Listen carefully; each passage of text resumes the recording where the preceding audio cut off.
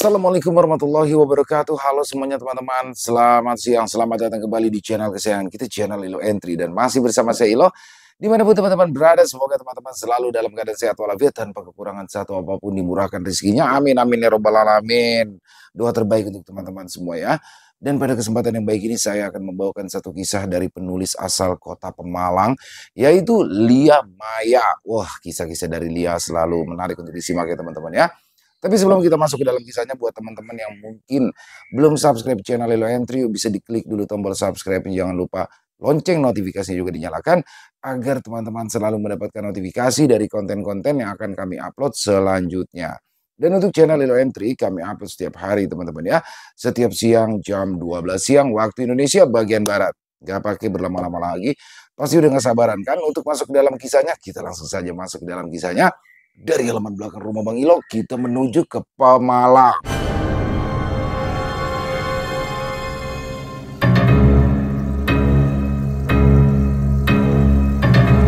Santet mematikan untuk pemilik warung sarapan. Tengah malam, Marni masih sibuk mondar-mandir di teras rumahnya dengan wajah yang cemas. Sesekali ia mengedarkan pandangannya ke arah jalan. Mas Bejo kok nggak pulang-pulang? Gak bisa banget diandelin di saat genting begini. Mana handphone yang gak bisa ditelepon lagi? Gerutu Marni dengan wajah yang kesal. Setelah menunggu cukup lama, Marni pun akhirnya memilih untuk kembali masuk ke dalam rumah dan mengecek kondisi Yanti anaknya. Yanti sedang mengalami demam tinggi. Dengan tubuh yang menggigil, bocah perempuan berusia 10 tahun itu menatap sayu ke arah ibunya yang baru saja sampai di ambang pintu. Bu, ya Dok, sebentar ya, ini bapakmu belum pulang-pulang, ucap Marni seraya menyentuh jidat Yanti dengan telapak tangannya. Aduh, demammu kok masih tinggi aja, Tondo, Dok. Ibu kompres lagi ya. Memangnya bapak belum pulang bawain nanti obat ya, Bu? Lah, bapakmu itu gak bisa diandelin. Udahlah, ibu capek ngadepin bapakmu. Yanti seketika terdiam. Bocah itu memilih untuk menahan rasa sakitnya karena tak ingin membuat ibunya merasa lebih cemas. Sementara di tempat lain, Bejo justru tengah asyik bermain kartu gaple bersama teman-teman ojeknya. Ya, Bejo adalah tukang ojek pangkalan yang mangkal di dekat pemberhentian bus. Jam berapa ini? Tanya Bejo kepada salah satu teman ojeknya. Jam 11. Kenapa Jo emangnya? Hah? Mau pulang kamu? Memangnya narik hari ini udah cukup bikin istrimu gak ngoceh, ledek selamat. Lah, ini anakku lagi sakit, takutnya butuh sesuatu, jadi aku harus pulang cepat. Yowis, aku duluan yo, ucap Bejo seraya bangkit dari tempat duduknya dan berlalu mendekati sepeda motor. Bejo pun melesat pergi meninggalkan pangkalan, sementara teman-teman di pangkalan ojek menatap kepergian Bejo. Sesampainya di halaman rumah, Bejo langsung masuk ke dalam yang rupanya pintu utama tidak terkunci. Marni, ini kok pintu depan gak kamu kunci? Kalau ada maling piye toh? Tegur Bejo seraya memasuki rumahnya. Alah, memangnya maling mau nyuri apa Pak di rumah kita? Jawab Marni yang keluar dari kamar Yanti seraya membawa baskom berisi air bekas yang mengompres kening Yanti. Yanti masih sakit. Brak! Dengan kasar, Marni meletakkan baskom tersebut di meja dan menatap sebal ke arah Bejo. Dari tadi loh, aku itu nungguin kamu pulang. Aku telepon berkali-kali tapi handphone susah banget dihubungi. Loh yo maaf Mar, handphoneku mati, belum sempet aku charger. Wes, kamu mending cari apotik, beliin si Yanti obat penurun panas. Kasian dia Mas, demamnya itu loh gak turun-turun. Waduh, jam segini di mana ada apotik yang masih buka ya Mar? Keluh Bejo saat melihat jam di dinding yang rupanya sudah pukul 11:30 malam. Dasar, kamu memang laki-laki yang gak bisa diandelin. Dengan perasaan kesal, Marni pergi begitu saja meninggalkan Bejo seraya membawa bekas baskom tersebut ke arah dapur. Sedangkan Bejo, ia menarik nafas dalam-dalam mendengar cacian yang Marni lontarkan. Bejo pun perlahan berjalan ke arah kamar Yanti. Dengan sangat hati-hati, ia membuka pintu kamar anak semata wayangnya itu. Terlihat jelas tubuh mungil Yanti yang sedang menggigil dengan balutan selimut tebal. Dengan tatapan sendu, Bejo pun perlahan mulai mendekati ranjang Yanti. Ia duduk di tepi ranjang seraya mengusap-ngusap halus rambut anaknya itu. Merasa ada yang menyentuh kepalanya, Yanti membuka matanya perlahan. Rupanya bapaknya yang sedari tadi ia tunggu pulang juga. Yanti tersenyum tipis dengan wajah yang terlihat sangat pucat dan lemas. "Bapak udah pulang?" "Iya, Dok. Kamu demam lagi ya?" tanya Bejo yang dibalas anggukan oleh Yanti. "Ibu tadi marah-marah soalnya Bapak nggak pulang-pulang." "Wes, gak usah dipikirin ibumu itu. Dia pasti khawatir sama kondisimu, makanya marah-marah sama Bapak. Bapak juga salah, pulangnya telat." Yanti hanya mengangguk pelan, lalu kembali memejamkan matanya. Bejo yang tidak ingin mengganggu Yanti tidur pun langsung keluar dari kamar dan menemui Marni yang masih di dapur. "Besok kita bawa Yanti periksa aja, Umar," ucap Bejo seraya menyambar teh yang sudah disiapkan oleh Marni. Marni tidak menjawab. Ia hanya diam dan berlalu pergi meninggalkan Bejo begitu saja ke dalam kamar. "Mar, aku loh lagi ngajak kamu ngomong ini." "Punya istri, kerjaannya marah-marah terus," keluh Bejo. Bejo pun menghabiskan tehnya dan pergi ke kamar untuk menemui Marni dan beristirahat. Rupanya di dalam kamar, Marni yang masih duduk di tepi ranjang tengah menangis. "Loh, Mar, kamu nangis?" tanya Bejo seraya duduk di samping Marni. "Aku tuh capek, Mas. Yanti sakit terus, tapi kamu masih bisa santai-santai. Apa kamu gak sayang sama anakmu itu?" "Ya Allah, Mar, aku juga capek ini. Seharian cari uang. Buat siapa coba? Kalau bukan buat kamu sama Yanti," ucap Bejo seraya merogoh saku jaketnya lalu mengeluarkan lembaran uang yang ia dapat hari ini. Bejo memberikan uang hasil ngojeknya itu kepada Marni, namun Marni hanya terdiam. Dia enggan menyentuh uang tersebut. Dirasa Marni masih marah, Bejo berinisiatif meletakkan uang tersebut di atas meja dan berlalu pergi keluar dari kamar. Ia duduk di sofa ruang tamu, seraya memijat keningnya sendiri, merasa pening dengan sikap Marni yang semakin hari semakin tidak bisa menghargai dirinya sebagai seorang suami. Nasib. Udah capek-capek seharian cari uang, sampai rumah masih aja dimarahin. Memang siapa yang tega ngelihat anaknya sendiri sakit terus, batin Bejo. Sementara di dalam kamar, Marni terdiam melihat uang hasil jeripaya suaminya itu. Apa aku terlalu kasar ya sama Mas Bejo? Merasa bersalah, Marni pun bergegas keluar dari kamar dan mencari keberadaan suaminya itu yang rupanya sedang berbaring di sofa.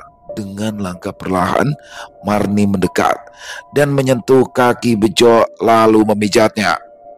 "Maaf ya Mas, aku sering marah-marah sama kamu akhir-akhir ini. Aku pusing, Yanti sakit terus." "Gak apa-apa, aku paham kok sama apa yang kamu rasakan, Mar." Bejo pun membetulkan posisi duduknya sejajar dengan Marni. Ia meraih tubuh Marni dan memeluknya. Kini sepasang suami istri itu terlihat berusaha saling menguatkan satu sama lain. "Istirahat di kamar aja yuk Mas," ajak Marni yang dibalas anggukan oleh Bejo. Mereka pun masuk bersama ke dalam kamar untuk beristirahat. Malam telah berlalu. Pagi-pagi sekali, Marni terbangun dan langsung mengecek kondisi tubuh Yanti. Alhamdulillah, demam kamu sudah turun, Dok. Yanti perlahan membuka matanya, menatap ke arah ibunya. Bu, kalau aku udah sembuh, ibu jangan lagi marah-marah sama bapak ya. Kasihan bapak. Bapak kan seharian cari uang pasti capek. Dek. Mendengar ucapan Yanti yang tak sepadan dengan umurnya pun membuat Marni merenung. Ya, Dok. Ya wes, kamu mau sarapan apa? Aku mau bubur ayam, Bu. Ya sudah, biar ibu bangunkan bapakmu dulu ya, Dok. Yanti hanya mengangguk pelan, sedangkan Marni beranjak pergi dan masuk ke dalam kamarnya. Mas, bangun mas. Yanti minta bubur ayam, ucap Marni sambil menggoyang-goyangkan tubuh Bejo. Waduh, aku loh masih ngantuk, Mar. Sebentar aja loh mas, anakmu itu loh kasihan lagi sakit, dia pengen bubur ayam. Kamu aja yang beli ya. Ya Allah mas, kamu itu kebiasaan banget sih. Kalau dimintain tolong susahnya minta ampun. Merasa jengkel, Marni pun keluar dari kamar dengan wajah yang masam. Ia keluar dari rumah dan berjalan kaki menuju ujung jalan yang biasanya di sana ada tukang bubur ayam yang mangkal. Punya suami, gak pernah bisa diandelin. Gerutu Marni seraya melangkahkan kakinya. Sesampainya di ujung jalan, buru-buru Marni mendekati tukang bubur ayam tersebut seraya memesan 1 porsi bubur ayam. Satu aja nih mbak, tanya si tukang bubur. Iya, buat Yanti. Wah, Yantinya sakit lagi ya? Iya, gak tahu ini. Akhir-akhir ini kok Yanti jadi sering sakit. Udah coba diperiksa belum? Ya belum sih pak, rencananya hari ini. Tapi tadi alhamdulillah demamnya sudah turun. Setelah mengobrol singkat, Marni yang sudah mendapatkan bubur ayam tersebut pun lekas membayar dan kembali ke rumah. Sesampainya di rumah, Marni langsung menghampiri Yanti. Dok, sarapan dulu. Oke bu. Dengan sangat lahap, Yanti pun menghabiskan bubur ayam tersebut. Habis bu. Pinter anak ibu. Kalau doyan makan kayak gini, kan jadi cepat sembuh. Yanti hanya mengangguk, sementara Marni ia membereskan bekas Yanti sarapan dan kembali ke dapur. Sebagai ibu rumah tangga, jam pagi pasti membuat Marni sibuk dengan pekerjaan rumahnya, sementara di sisi lain Bejo masih tertidur dengan lelap. Pukul 10 pagi, Bejo yang baru saja terbangun dari tidurnya melenggang keluar dari kamar dan mencari-cari sosok Marni. Rupanya, Bejo melihat Marni yang masih sibuk di dapur sedang memasak. Mar, buatkan aku kopi dong, ucap Bejo lalu duduk di kursi makan yang letaknya tak jauh dari dapur. Marni yang masih sibuk pun tidak langsung membuatkan kopi yang diminta oleh Bejo. Marni, kamu dengar omongan aku gak sih? Tanya Bejo sedikit keras. Sabar dong mas, kamu kan lihat aku lagi ngapain, sentak Marni dengan raut wajah yang kesal. Merasa tidak dilayani dengan baik, Bejo pun pergi begitu saja. Ia memilih ngopi di warung kopi terdekat. Dengan menggunakan sepeda motor, Bejo berlalu pergi meninggalkan rumah. Marni yang sudah paham dengan tabiat Bejo pun tak mau ambil pusing dan kembali fokus dengan pekerjaan dapurnya. Dengan wajah masam, Bejo yang baru sampai warung kopi pun langsung memarkirkan motornya tepat di depan warung kopi tersebut. Mas Bejo, mau kopi mas? Tawar Rahayu si pemilik warung kopi. Ya yuk, mau satu ya? Ucap Bejo lalu duduk di kursi warung. Dengan senyuman ramah, Rahayu menganggukkan kepalanya, kemudian membuatkan kopi yang dipesan oleh Bejo. Ini mas, monggo diminum, ujar Rahayu menyodorkan secangkir kopi hitam. Makasih yuk. Sama-sama mas, memangnya Mbak Marni gak bikinin kopi ya? Boro-boro bikinin kopi, yang ada ngomel terus tiap hari, bikin pusing. Gak perlu pusing Mas Bejo. Ya kalau pengen ngopi kan tinggal kesini aja. Tawar Rahayu dengan suara genit. Bejo pun hanya menganggukkan kepalanya saja, lalu kembali menyeruput kopinya yang masih panas. Sementara itu di rumah, Marni yang sudah selesai mengerjakan pekerjaan rumah pun tiba-tiba didatangi oleh Bu RT. Assalamualaikum Mar. Waalaikumsalam. Marni melenggang keluar dan menemui tamunya itu. Bu RT, ayo mari masuk Bu RT. Gak usah Mar, di sini aja. Oh ya, kamu lagi sibuk nggak minggu-minggu ini? Enggak sih Bu, ada apa ya memangnya Bu RT? Tanya Marni penasaran. Jadi gini, minggu depan itu kan di rumah saya ada acara syukuran kehamilannya si Mawar. Kamu mau nggak bantu-bantu masak? Soalnya waktu itu pas saya makan masakan kamu, kok rasanya enak ya? Lebih enak daripada masakan nasi Jum, tutur Bu RT. Tentu bisa Bu RT. Ya sudah, kalau kamu bisa, berarti kamu aja ya yang masak. Kalau gitu saya pamit dulu Mar. Jangan lupa minggu depan ya. Oke Bu RT. Setelah Bu RT pamit pulang, tak lama kemudian Bejo pun sampai di rumah dengan wajah yang masih masam. Marni yang melihat suaminya pun hanya terdiam cuek dan sibuk mengurusi Yanti yang dak bersih-bersih dan berganti pakaian. Marni, panggil Bejo di ambang pintu kamar Yanti. Apa? Mau bawa Yanti ke dokter? Gak usah Mas, lagian Yanti juga udah mendingan. Iya Pak, Yanti udah sembuh kok, timpal Yanti dengan wajah polosnya. Bejo pun merasa cukup lega saat melihat Yanti yang sudah tidak sepucat semalam. Ia pun akhirnya berpamitan untuk berangkat ngojek. Dengan sikap yang masih acuh, Marni hanya menjawab ucapan Bejo seadanya. Hari-hari telah berganti.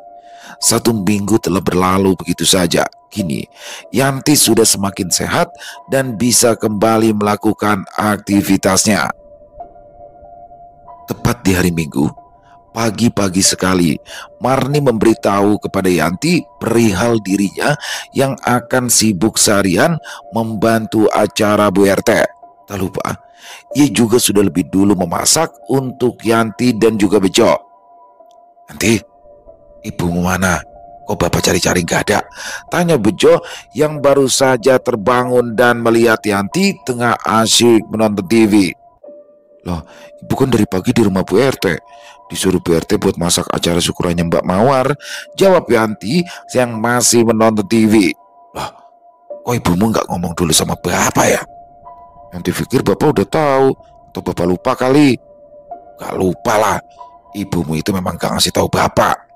Ya mungkin ibu lupa Pak. Mendengar jawaban Yanti, Bejo pun pergi ke arah dapur dan membuka tudung saji.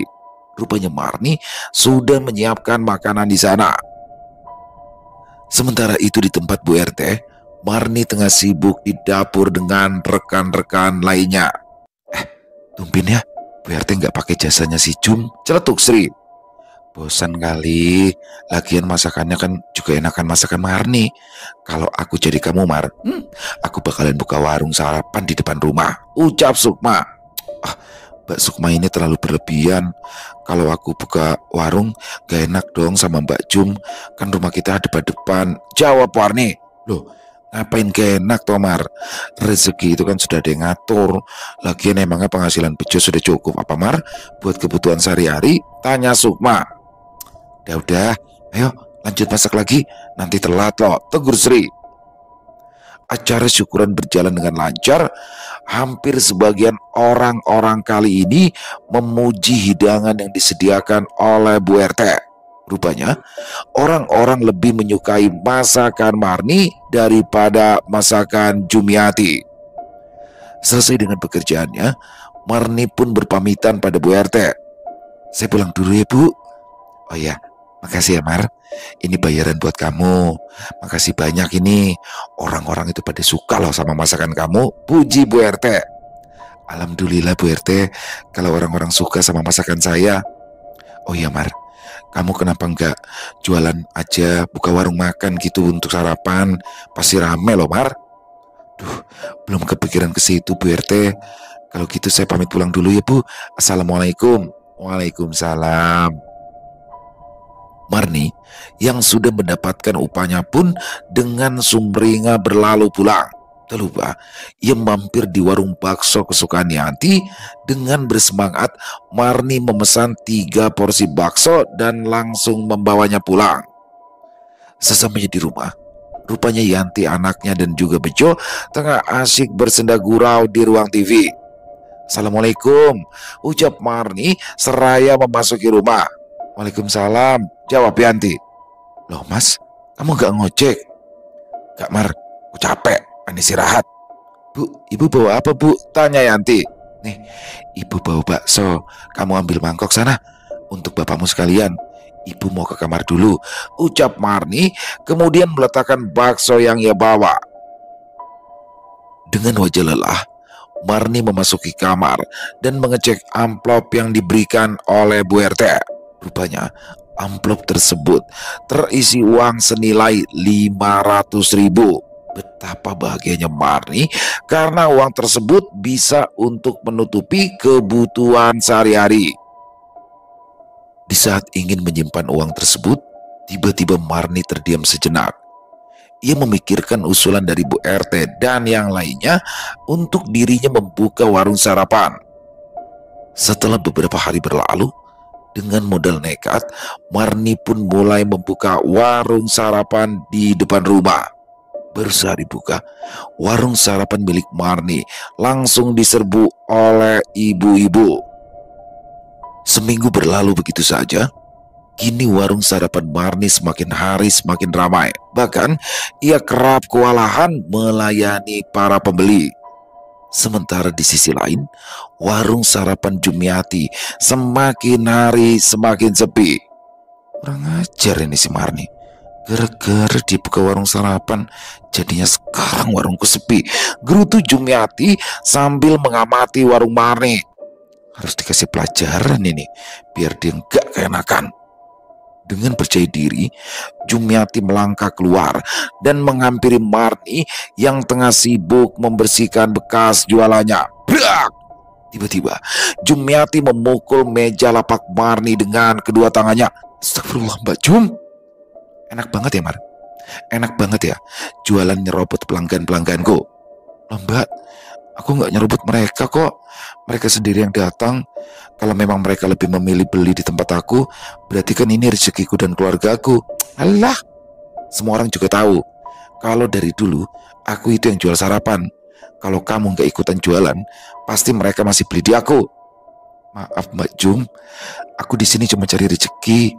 Kalau mereka lebih memilih beli di sini, itu tandanya mereka lebih suka sama masakan di sini. Awas kamu ya Mar, ucap Jumiati dengan wajah merah menahan amarah. Jumiati pergi begitu saja dengan mulut yang terus menghina Marni. Marni yang mendengar hal tersebut pun tak mau ambil pusing dan kembali melanjutkan pekerjaannya. Pukul 11 malam, Bejo baru saja sampai rumah dengan wajah yang lesu. Marni yang seharian capek pun tengah terlelap saat Bejo pulang. Mar, aku baru pulang, kamu malah enak-enakan tidur, celetuk Bejo yang baru saja masuk ke dalam kamar. Mendengar suara Bejo, Marni yang semula terpejam sontak membuka kedua matanya. Aku capek loh Mas jualan, jadi wajar aja dong kalau aku ketiduran. Lagi pula yang suruh kamu jualan itu sopo? Semenjak kamu jualan, kamu itu jadi gak ngurus aku, gak ngurus Yanti juga. Mas, aku itu jualan juga karena penghasilanmu gak cukup. Harusnya kamu tuh bersyukur punya istri yang mau bantu cari uang. Bersyukur? Bersyukur gimana? Aku harus bersyukur gitu punya istri yang gak becus ngurus suami, timpal Bejo. Kamu bilang aku gak bisa ngurus kamu sama Yanti. Selama ini siapa Mas yang ngurus urusan rumah kalau bukan aku? Kamu aja gak pernah bisa diandelin kalau aku lagi butuh bantuan. Merasa sakit hati dengan ucapan istrinya, Bejo yang baru pulang kembali menyambar jaketnya dan pergi berlalu ke warung kopi milik Rahayu yang memang buka sampai subuh. Di sana ternyata sudah ada beberapa pria yang sedang begadang dan menikmati secangkir kopi. Mas Bejo, tumben malam-malam dateng, tanya Rahayu. Sumpah di rumah. Yowes, kalau gitu tak buatkan kopi dulu ya. Jo, tumben kamu ngopi jam segini, tanya Parjo. Iya nih Mas Parjo, di rumah sumpah dengerin istriku ngoceh-ngoceh terus, keluh Bejo seraya memijat-mijat keningnya sendiri. Memangnya ada apa lagi? Tanya Parjo. Aku kok ngerasa istriku itu gak pernah ngargain usahaku. Dikit-dikit marah, dikit-dikit bilang aku gak bisa diandelin. Waduh, segitunya ya si Marni. Kalau istriku sampai begitu, udah pasti aku tinggalin, ucap Parjo. Udah loh Mas Bejo, gak usah pusing. Ini disambi dulu kopinya, ucap Rahayu seraya menyodorkan kopi buatannya. Setelah puas ngopi dan ngobrol dengan Rahayu, Bejo pun kembali ke rumahnya dan memilih tidur di sofa. Hari-hari berlalu begitu saja. Semakin hari, entah mengapa hubungan rumah tangga Marni semakin renggang. Bejo dan Marni kerap bertengkar, bahkan hampir tiap hari. Namun, usaha Marni kian maju, bahkan warung milik Jumiati sampai tutup karena seluruh pelanggannya pindah ke warung milik Marni. Malam itu, di saat Marni sedang menikmati tidurnya, tiba-tiba saja cicak terjatuh tepat di wajah Marni. Sontak, Marni terkejut dan langsung terbangun dari tidurnya. Astagfirullah. Berak. Tiba-tiba terdengar suara benturan di atap rumah, entah apa. Yang jelas suara tersebut sangat keras dan mengganggu. Marni yang merasa takut pun enggan mengecek dan memilih untuk mengeceknya nanti saja menunggu suaminya pulang. Setelah suara-suara tersebut hilang, tiba-tiba seluruh tubuh Marni terasa sakit. Tubuhnya mendadak lemas, kepalanya pusing, pandangannya berkunang-kunang. Kenapa jadi gak enak gini ya badanku? Keluh Marni. Ia kembali merebahkan tubuhnya di atas ranjang. Namun bukannya enakan, justru tubuh Marni terasa seperti ditusuk-tusuk. Malam itu, Marni sangat tersiksa dengan apa yang ia rasakan. Di pagi harinya, Marni yang mendadak sakit pun akhirnya memilih tidak berjualan. Yanti pun juga terpaksa tidak berangkat sekolah karena membantu ibunya untuk mengerjakan pekerjaan rumah. Sedangkan Bejo semalaman ia tidak pulang. Bapakmu belum pulang, Dok? Tanya Marni yang masih terbaring lemas di atas ranjang. Belum, Bu. Yowes, Yanti bisa nggak bantuin ibu beliin bubur di ujung jalan? Bisa, Bu. Sini uangnya biar Yanti yang beli. Marni pun memberikan uang lembaran 50 ribuan untuk membeli 3 porsi bubur ayam. Beli 3 ya, Dok? Loh kok 3, Bu? Enggak 2. 3 aja nggak apa-apa. Takut nanti kalau tiba-tiba bapak mau pulang. Yanti pun mematuhi ucapan ibunya. Ia bergegas pergi ke ujung jalan dengan sepeda yang biasa dipakai ke sekolah. Tiba-tiba Marni mendengar ada sesuatu yang pecah. Marni yang penasaran mencoba beranjak dari ranjangnya. Dengan langkah tertati ia mencoba mengecek sumber suara tersebut, namun tidak ada apapun yang pecah. Tadi suara apa ya? Gumam Marni yang masih bersandar di tembok karena lemas seraya berpikir. Saat sedang memikirkan hal tersebut, dari arah dapur terlihat ada sekelebat bayangan hitam yang melintas. Mas Bejo, Yanti, teriak Marni. Hening, tidak ada jawaban. Rumah terasa sunyi dan tiba-tiba saja, brak, tubuh Marni tersungkur ke lantai seperti ada yang menabrak tubuhnya. Yanti yang baru sampai di ambang pintu utama langsung berlari saat ia melihat ibunya tengah tersungkur di lantai. Ibu! Dengan tubuh mungilnya, buru-buru Yanti memapa tubuh ibunya untuk kembali ke dalam kamar dan merebahkannya di atas ranjang. Ibu kenapa? Tadi ibu tuh denger suara, Dok. Ibu pikir itu kamu atau bapakmu. Loh, bapak kan belum pulang, Bu. Yanti juga tadi beli bubur. Ini jam berapa, Tondo? Kok bapakmu belum pulang-pulang? Jam 9 pagi, Bu. Pukul 12 siang, Bejo yang baru pulang pun langsung masuk ke rumah. Rumah itu terasa sunyi dan sedikit berantakan. Saat Bejo membuka tudung saji pun hanya ada satu porsi bubur ayam yang sudah berair. Mar nih, teriak Bejo. Yanti yang mendengar suara bapaknya pun bergegas menemui. Yanti memberitahu bahwa ibunya sedang sakit dan kini sedang beristirahat di dalam kamar. Bejo pun memasuki kamar dan benar saja apa yang dibilang Yanti, Marni terbujur lemas di atas ranjang, wajahnya pucat pasi. Apa kamu, Mar? Mendengar suara Bejo, Marni membuka matanya perlahan. Udah pulang kamu, Mas. Aku pikir kamu lupa kalau masih punya anak istri. Nah, ini nih. Ini yang buat aku malas pulang. Udah sakit, masih aja kamu bisa marah-marahin aku. Marni terdiam, ia tak punya lagi tenaga untuk melawan ucapan Bejo. Bejo yang merasa kesal dengan ucapan Marni pun kembali pergi begitu saja tanpa memperdulikan kondisi Marni.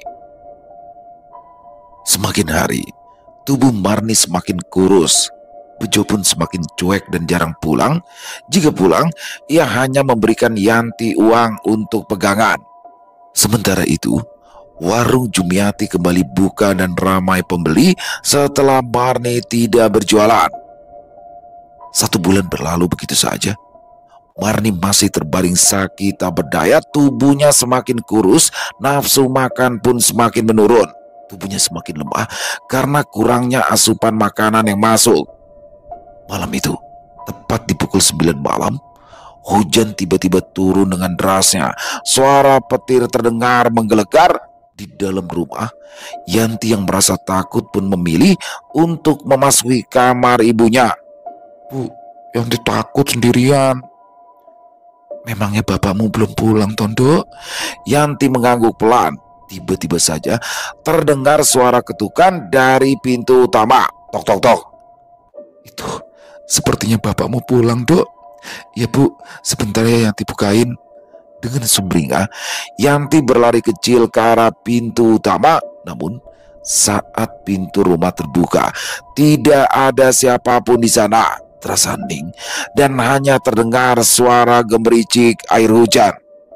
Kok gak ada siapa-siapa sih? Gumam Yanti.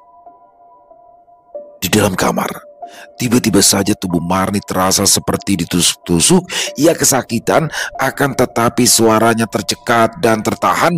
Mulutnya hanya bisa menganga saat Marni merasa tubuhnya seperti dihujam ribuan jarum. Sedangkan di sisi lain, Yanti yang tidak melihat siapapun memilih untuk kembali menutup pintu. Namun belum sempat ia menutup pintu, tiba-tiba saja ada mobil yang berhenti di halaman rumahnya. Yanti memicingkan pandangannya saat sosok wanita tua keluar dari sebuah mobil travel dan mulai mendekat ke area rumah dengan memakai payung. Bauti, Yanti, cucuku, ucap Bu Laksmi lalu mendekati Yanti dengan wajah sumringah. Yanti pun menyambut kedatangan Mbak putrinya. Mbak tumpen kesini? Iya, Mbak kangen sama Yanti. Ibumu mana? Ibu di kamar, Mbak. Ibu sakit, udah lama. Tuh kan, benar perasaanku, batin Bu Laksmi. Ayo masuk, Mbak, di luar dingin. Mereka berdua pun memasuki rumah. Bu Laksmi yang sudah khawatir dengan kondisi anak semata wayangnya pun langsung mengecek ke dalam kamar. Dan benar saja, dia melihat Marni yang masih kesakitan tengah berbaring di atas ranjang. Ya Allah Marni, kamu itu kenapa, Tondo? Buru-buru Bu Laksmi mendekat dan mengecek kondisi Marni. Marni menangis tanpa mengeluarkan suara, mulutnya hanya bisa terbuka, tubuhnya gemetar menahan sakit yang entah datangnya dari mana. Sementara Yanti dengan polosnya, ia masih menatap ibu dan Mbak putrinya dari ambang pintu. "Yanti, tolong ambilkan gelas kosong ya, Dok," titeh Bu Laksmi yang dibalas anggukan oleh Yanti. Yanti pun berlalu ke arah dapur dan mengambil gelas kosong yang diminta mbaknya itu buru-buru. Yanti memberikan gelas tersebut. "Ini Mbak." Bu Laksmi meraih gelas kosong dan mengeluarkan sebotol air putih dari dalam tasnya, lalu menuangkan sebagian di gelas dan langsung meminumkannya kepada Marni. Setelah meminum air tersebut, tiba-tiba tubuh Marni mengejang hebat. Bola matanya membelalak dan Marni pun muntah. Betapa terkejutnya saat Marni memuntahkan darah segar yang bercampur dengan bulu bambu yang gatal. "Astagfirullah, ternyata karena ini perasaanku tidak tenang," ucap Bu Laksmi. Setelah muntah, tubuh Marni terasa sangat lemas. Namun, rasa sakit yang dirasakan sebelumnya sudah tidak lagi ia rasakan. Sementara, Yanti yang melihat ibunya muntah darah pun ketakutan dan berlari ke kamarnya. "Ada yang gak beres sama kamu, Dok," ucap Bu Laksmi. "Si Bejo mana?" Marni hanya menggeleng pelan dengan wajah yang sangat pucat. Malam itu pun berlalu. Pagi-pagi sekali, Bejo yang baru saja pulang merasa terkejut saat melihat keberadaan ibu mertuanya di rumah itu. "Loh Bu, sejak kapan sampai?" "Dari semalam. Istrimu lagi sakit keras kayak gini. Kok kamu bisa-bisanya gak pulang toh Jojo? Kalau ada apa-apa sama Marni gimana coba?" Hardik Bu Laksmi. Bejo pun hanya terdiam dan berlalu masuk ke kamar Marni. Di dalam kamar, Marni yang masih terlelap pun perlahan membuka matanya saat menyadari kehadiran Bejo. "Pulang juga kamu, Mas?" Alih-alih menjawab pertanyaan Marni, tiba-tiba saja Bejo mengemasi baju-bajunya kemudian memasukkannya ke dalam tas. "Mau kemana kamu, Mas?" "Mau pergi dari sini. Gak betah aku hidup sama kamu yang tukang ngomel. Udah gitu sekarang kamu sakit-sakitan." "Astagfirullah, Mas. Kamu tega sama aku, Mas." Bejo tidak menghiraukan ucapan Marni dan pergi begitu saja. Namun di ambang pintu, Bu Laksmi yang melihat Bejo hendak pergi lagi dan menenteng tas pun mempertanyakan menantunya itu. "Mau kemana kamu, Jo?" "Ibu urus saja anak ibu itu. Saya udah gak sudi hidup sama anak ibu." "Astagfirullah Bejo, eling Jo, eling.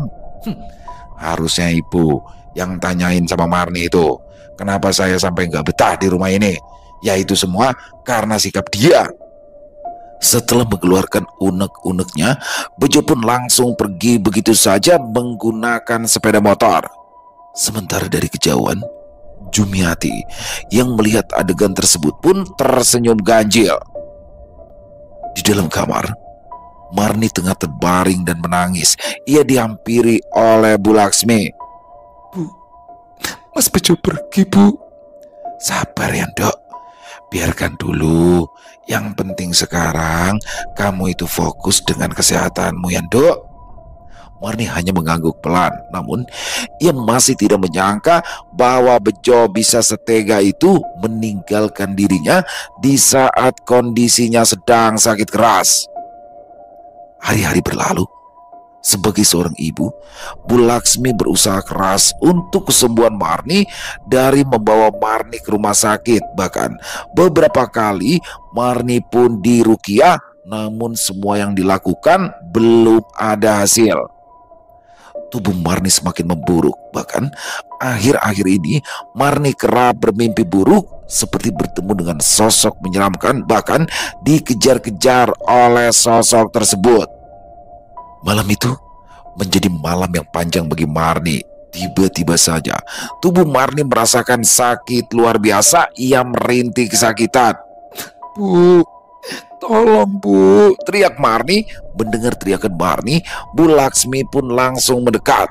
"Kamu kenapa, Dok?" "Sakit semua, Bu." Bu Laksmi langsung menghubungi Ustadz yang biasa meruqyah Marni. Sementara itu di tempat lain, rupanya Bejo tengah berada di rumah Rahayu dan ia kini ternyata tinggal bersama Rahayu. "Mas, kapan kamu mau ceraikan Mbak Marni?" tanya Rahayu. "Gak usah dicerai, sebentar lagi si Marni itu juga mati." "Ya juga sih Mas." "Kalau ingat ucapan Marni selama ini, aku itu masih sakit hati dan gak bisa aku lupain begitu saja. Masih untung selama ini aku bertahan. Itu cuma karena ada Yanti." "Tapi untungnya saranku kamu pakai ya Mas, buat ngirimin santet ke Mbak Marni." "Iya yuk, kamu itu memang lebih segalanya daripada si Marni." Di rumah Marni, Pak Ustadz yang baru saja datang buru-buru langsung meruqyah Marni. Proses ruqyah itu cukup panjang dan lama. Tubuh Marni masih terus meronta-ronta, bahkan sesekali Marni memuntahkan darah segar. Bu Laksmi dengan sigap membersihkan mulut Marni dengan wajah yang cemas. Proses ruqyah pun selesai. Kini tubuh Marni terdiam. Ia menutup matanya dengan tenang. Tidak ada lagi rang kesakitan yang keluar dari mulut Marni. "Gimana Pak Ustadz?" tanya Bu Laksmi seraya melenggang keluar kamar bersama Pak Ustadz. "Saya hanya bisa membantu sebisa saya, Bu. Semua kita kembalikan pada Yang Maha Kuasa." Selesai melakukan tugasnya, Ustadz pun berpamitan. Tak lupa ia juga meruqyah rumah milik Marni. Malam itu Bu Laksmi merasa sangat gelisah. Ia yang tidur di kamar Yanti pun masih mondar-mandir ke kamar Marni hanya untuk mengecek kondisi anaknya. Pagi-pagi sekali, Bu Laksmi yang baru saja selesai menunaikan ibadah sholat subuh masuk ke dalam kamar Marni. "Mar, kamu lagi pengen sesuatu kan, Dok?" tanya Bu Laksmi seraya mendekat ke tubuh Marni. Akan tetapi tidak ada jawaban dari Marni. Marni masih terbaring dengan wajah yang pucat dan mata yang masih terpejam. "Ya Allah, Marni, Marni!" teriak Bu Laksmi histeris. Pagi itu, rumah Marni ramai didatangi banyak tetangga yang melayat. Sementara Bu Laksmi dan Yanti tengah menangisi jasad Marni yang sudah ditutupi kain jarik. Beberapa orang berupaya membantu proses pemakaman Marni. Namun selama prosesi pemakaman, Bejo sama sekali tidak terlihat batang hidungnya. Sementara di sisi lain, Jumiati yang berada di dalam rumahnya merasa sangat gelisah saat dia melihat bendera kuning berkibar di area rumah Marni. "Loh, kok Marni sampai mati ya? Padahal kan aku cuma mau bikin rumah tangganya hancur." Karena dilanda perasaan bersalah, buru-buru Jumiati mendatangi dukun yang ia datangi sebelumnya untuk meminta dukun tersebut merusak rumah tangga Marni agar Marni tidak bisa fokus dengan warungnya. "Bah, saya kan gak minta si Marni meninggal, tapi kenapa Mbak bikin dia meninggal?" "Yang bikin Marni meninggal ya bukan saya. Ada yang ngirimi Marni santet kembang amben." "Hah? Santet kembang amben? Jadi bukan karena Mbah, lalu siapa yang ngirimin santet itu?" Berdukun itu bergeleng. Dari awal sebelum Jumiati meminta tolong pun, sebetulnya Badukun sudah tahu bahwa Marni terkena serangan santet kembang amben yang ternyata dikirim oleh suami Marni sendiri. Sontak Jumiati merasa terkejut mendengar jawaban dari Badukun. Sementara di sisi lain, Bejo yang sudah mendengar kabar meninggalnya Marni pun merasa bahagia bersama Rahayu, dan justru mereka berdua berniat menikah setelah 40 hari kepergian Marni. 1 minggu setelah kepergian Marni, Bejo yang malam itu sedang berada di pangkalan ojek merasa hatinya gelisah sedari tadi dan merasa tak nyaman. Ia pun memilih untuk pulang ke rumah Rahayu. Namun di dalam perjalanan saat sedang mengendarai sepeda motor, tiba-tiba dia melihat sosok Marni sedang berada di tengah jalan menghalangi jalan Bejo. "Astaga Marni!" pekik Bejo seraya mengerem motornya secara mendadak. "Mas, kenapa kamu tega Mas?" Mar, ampun Ampun Mar, teriak Bejo ketakutan. Akan tetapi penampakan sosok Marni itu semakin mendekat ke arah Bejo. Bejo yang merasa kalut dan ketakutan buru-buru tancap gas dan ngebut. Namun sayang, saat dia menoleh ke arah belakang memastikan sosok Marni, tiba-tiba saja muncul mobil truk tepat di hadapannya. Brak! Tubuh Bejo pun terpental jauh. Bersama dengan sepeda motornya, ia terkapar di atas aspal dengan kondisi tubuh yang sudah penuh dengan darah. Karena kondisi jalanan yang cukup sepi, Bejo yang tidak langsung mendapat pertolongan pun akhirnya meninggal di tempat dengan kondisi mengenaskan. Sebelum meninggal, Bejo melihat sosok Marni tersenyum ke arah dirinya. Sementara itu, sopir truk yang tidak mau bertanggung jawab memilih untuk kabur, meninggalkan Bejo begitu saja. Beberapa hari berlalu. Kini, Yanti yang sudah menjadi yatim piatu dirawat oleh Mbak putrinya dan dia mengosongkan rumah peninggalan Marni. Sedangkan Jumiati yang masih dilanda rasa bersalah pun tak luput dari gangguan. Dia kerap melihat penampakan sosok Marni di rumah Marni yang sudah kosong setiap hari. Ia merasa dihantui, apalagi jarak rumah yang berhadapan membuat Jumiati semakin tidak nyaman. Setelah meninggal dunianya Bejo, entah mengapa Rahayu kerap tidak membuka warung kopinya. Ia juga jarang terlihat keluar dari rumah. Rupanya di dalam rumah Rahayu merasa frustasi karena ditinggal Bejo. Sedari lama Rahayu memang ingin sekali mendapatkan cinta Bejo, namun kala itu Bejo lebih memilih menikah dengan Marni. Setiap malam Rahayu dihantui bayang-bayang Marni dan juga Bejo, sehingga kehidupannya menjadi tidak normal dan membuat dirinya semakin tidak bisa mengendalikan perasaannya. Akhirnya Rahayu dikabarkan menjadi gila. Ia sering tertawa atau menangis dengan tiba-tiba dan sering melukai dirinya sendiri. Selesai. Wow, luar biasa kisah Marni dan Bejo nih ya. Aduh, ini double konflik ya. Jadi pertama dimulai dari konflik antara Marni dan juga Bejo. Ya dalam perpisahan ya, dalam perceraian, apalagi yang seperti dalam kasus Marni ini, kita nggak bisa menyalahkan si A atau si B ya. Tapi yang jelas dua-duanya salah kalau menurut saya. Bagaimana Marni membuat suasana rumah nggak nyaman, walaupun Bejonya juga dengan ngeselin ya. Tapi di sini memantik api sehingga Bejo akhirnya mencari sesuatu di luar. Jadi kalau menurut saya perselingkuhan itu, pasangan itu mencari sesuatu yang tidak dia dapat di rumah. Seperti Bejo, dia di rumah nggak dapetin ketenangan karena Marni yang ngomel-ngomel terus, akhirnya dia cabut keluar. Dia mencari ketenangan itu di luar. Dan juga ya Bejo nggak bisa begitu aja, harus kan dilihat dulu Marni ini gimana, dia udah capek ngurus rumah ya kan. Udah habis itu ditambah lagi dia buka warung, ya di situ udah double capeknya. Jadi dan tujuannya kan sebenarnya baik, sebenarnya dua-duanya tujuannya baik awalnya.